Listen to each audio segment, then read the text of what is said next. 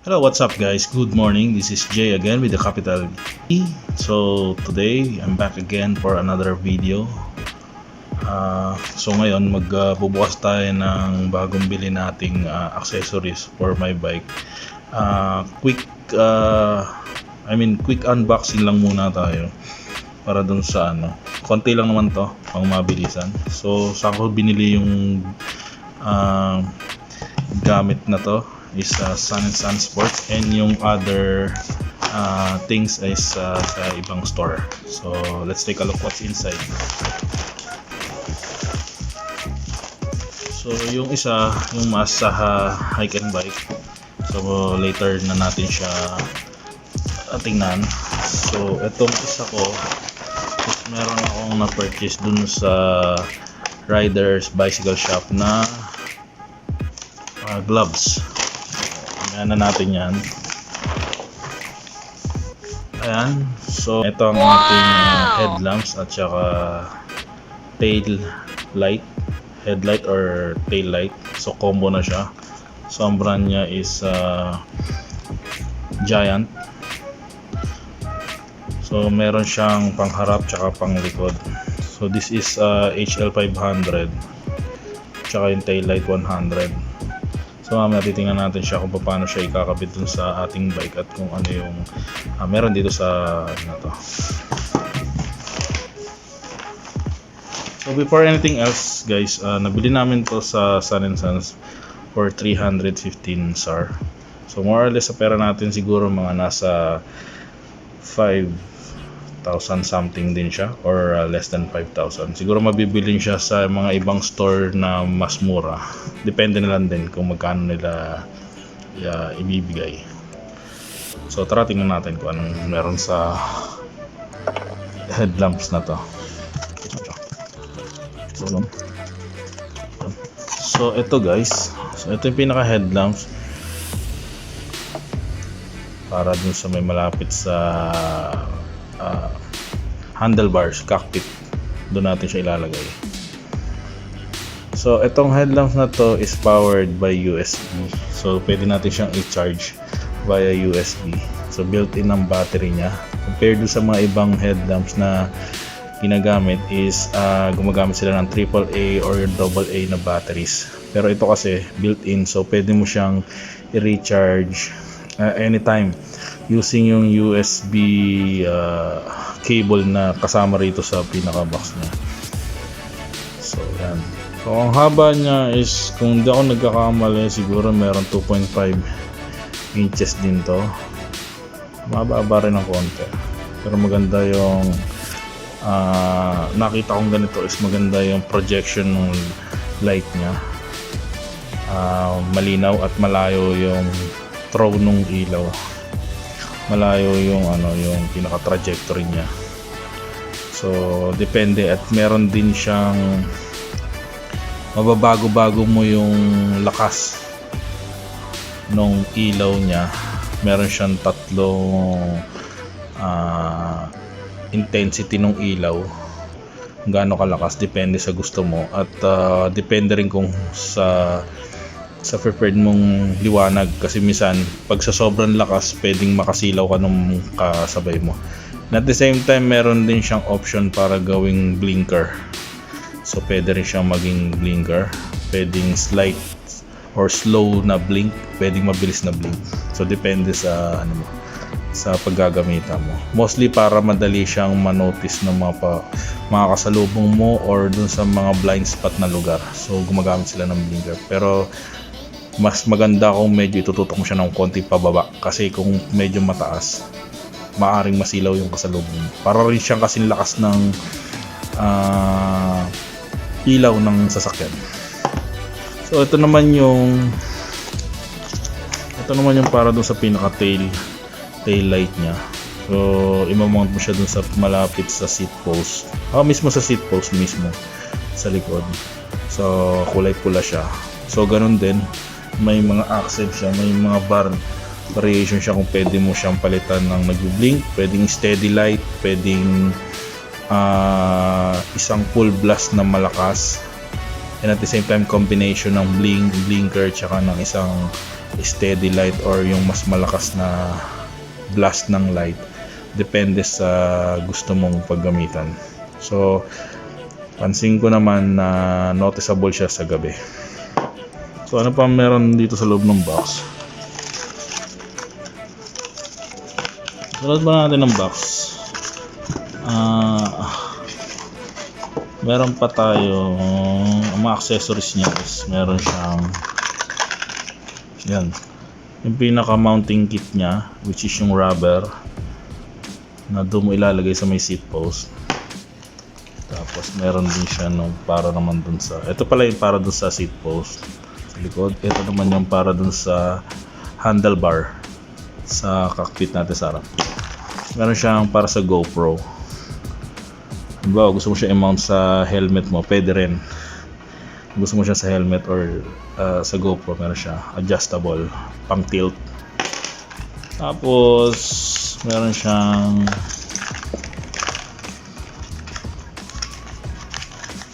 USB cable para sa charging. Ano pa ba? Ayun, yung pinaka-manual niya. So, basa-basa din pag may time na natin para alaman din natin kung paano yun. Yan.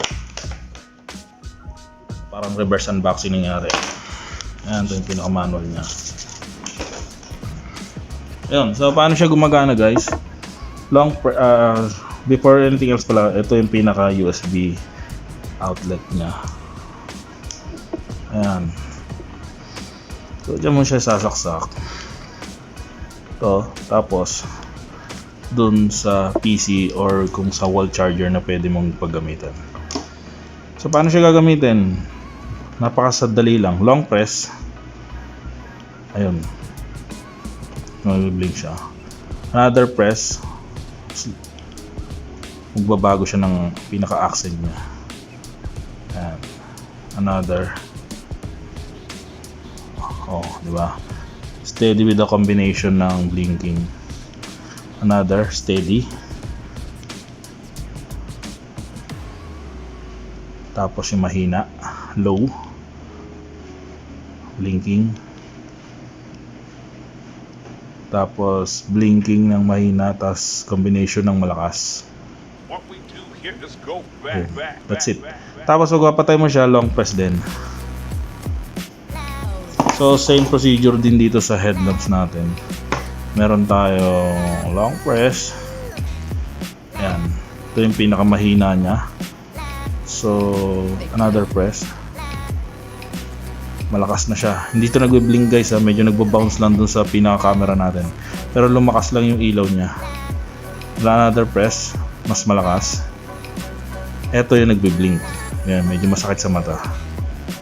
So just in case nagagamitin nyo siya sa mga blind spot or corners, pwede mong gamitin to para madaling makita ng mga paparating kung hindi ka makikita. So let's say sa mga intersection or likuan. Pero panandalian mo lang siyang gagamitin kasi kapag matagal mong ginagamit, masakit din sa mata mo and at the same time sa mga kasalubong mo. Ayan, combination. Yung slow na blink. So pansin ko dito sa ilaw na to guys, kahit mga 10 meters away dun sa mga reflectorized, lalo na dun sa mga signages, kitang kita na siya, para rin siyang headlight or headlamps ng kotse. Kaya minsan napipeke ako, kala ko merong parating na sasakyan sa likod, pero yun pala, yun lang din yung pinaka lamps no. Yun. So we're done with the lights. So ano pa ba yung mga nabili ko? So ito, nabili ko to sa Riders Bicycle Shop kung saan ko binili yung bike ko. So nabili ako ng, siyempre importante yung gloves. So Fox glove. So ito yung gloves na tawag nila dito is Dirtpaw glove. So ang size niya is XL kasi may natry ako na large. Medyo masigip siya dito sa knuckle, dito. So hindi komportable, lalo na kung sa mga long ride baka mangala yung kamay mo. So mas maganda ko isusukatin.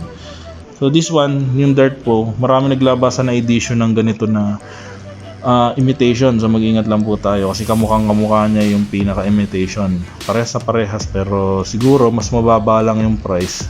Affordable siya dun sa iba pero much better kung bibili ka ng original. Sa original ka na. Ito may protection, knuckle protection siya, in rubber, pero hindi siya yung hard knuckle protection compared dun sa mga ginagamit na gloves sa mga nagmamotor. So ito hindi naman pang hardcore to, slightly used, pang mga slight na trail lang naman. Pero so kailangan mo rin ng protection at kasamang ingat at dasal. So maganda siya. So mamaya tatry natin siyang isuot. So nabili ko siya 117 reals. So plus tax more or less siguro mga 120 plus. Not bad. Siguro sa atin mga nasa 1,000 plus din siya. So magagamit natin to doon sa mga trail na medyo delikado. Tapos sa hike and bike is yung mask. Wow! Face mask na pang bike. Kasi yung normal na mask, medyo nasa-suffocate ka dun sa kasi hindi masyado nakakapasok yung hangin. So this one is for biking talaga. Ginagamit siya lalo ng mga nagro-road bikes or nagro-bike, bibisikleta. Kasi mas madaling pumasok yung hangin dito. Recommended hike and bike dito sa Damam.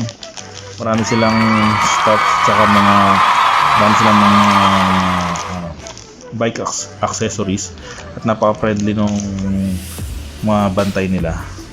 I-entertain ka nila at explain nila sa iyo lahat. Kahit na konti lang binibili mo, talagang matutuwa ka. Maingganyo kang bumili sa kanila, tsaka original yung mga nila. Shoutout sa hike and bike. Ayan. Normal na mask. So this one guys, ginupit ko na yung niya, yung pinaka authenticity tag kasi syempre gagamitin ko. So tinanggal ko na siya. This one tanggalin na natin. Ayan guys, so ito ito guys, ayun, tanggal ko na siya. So yung siyang lock dito, parang velcro. Ayan. Ganda lang dito. Baliktad pala. Knuckle protection na siya. Siyempre. Yan, sakto lang. Haba. So kung advice ko sa inyo guys, pag bibili kayo ng gloves is yung sukatin nyo. Kasi minsan kasi kung bibili ka sa online tapos tatadyahin mo lang yung size niya, minsan kasi masikip yung parte dito pero pasok naman yun dito sa mga finger niya, kaya lang masakit yung parte rito. So tendency baka mangalay ka, lalo na kung long ride yung gagamitin niya. Ito isa. Ayan, so okay siya. Makikita mo parehas, maluwag ng konti pero ayos din naman, katagalan sisikip yan pero mas maganda, komportable. So recommended ko na to. So yun lang. So try naman natin guys na ikabit yung headlamps sa bike ko para masubukan natin yun. So guys, ito yung pinaka-cockpit ng pinaka-bike. So ilalagay natin yung pinaka-headlamps. Unahin na natin tong ito. So ang gagawin natin is tanggalin muna natin dito sa pinaka-mount. Ito yung pinaka-rubber na tawag ba dito? Pinaka-mountain niya para ilagay dito. Para madali mo siyang ilagay. So napakasimple lang naman. Ito yung pinaka-cockpit handlebar. Kaya mo lang siya dito sa may side na to. Ikot mo para ka lang nagtali ng goma. Tapos lalak mo gano'n. Ayan siya. Hindi naman siya gagalaw kasi rubber naman siya. Tapos touch mo na gano'n. That's it. Simple. Ayan. Medyo babawala ng konti.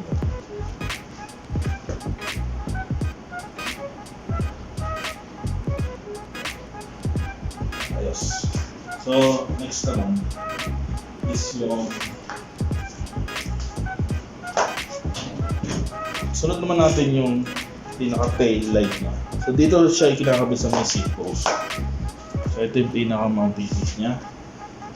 So all you need to do is to attach mo lang dito. Ganito. Be sure na tama yung pagkakalagay. Ayan. Okay. So, yan na siya. Ito yung pinaka ilaw. So yung kailangan yung pinaka pindutan niya nasa ibabaw tsaka yung pinaka logo. So ito yung pinaka charging niya. So anytime na mabasa siya dapat ito yung nasa ilalim. Ito yung saksakan sa USB nasa ilalim. Tapos mount mo na siya ng palaman. Ayos. Long press.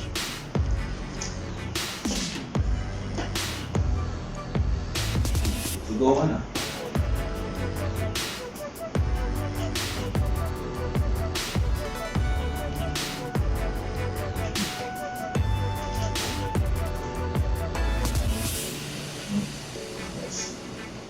So dito sa sa gloves. Sa gloves guys.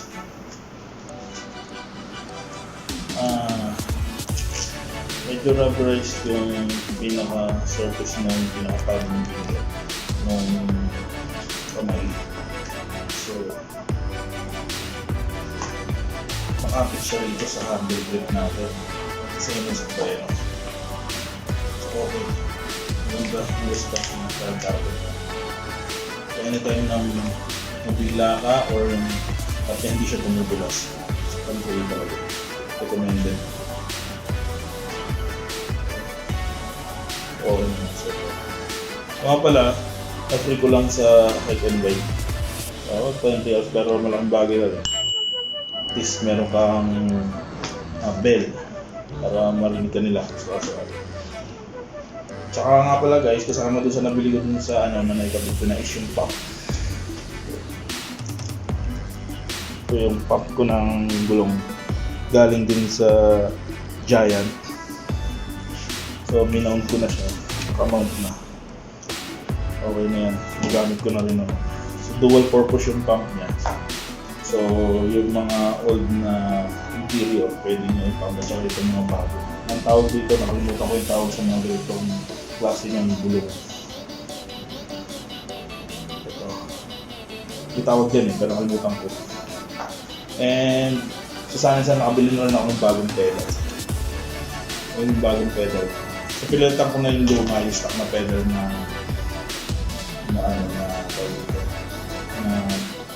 yung plastic. So, pinalitan ko siya ng pedal na alloy na naka-bearing na siya. So, hindi ko naman kailangan na mag-tweaks kasi makakapit na siya sa sapatos.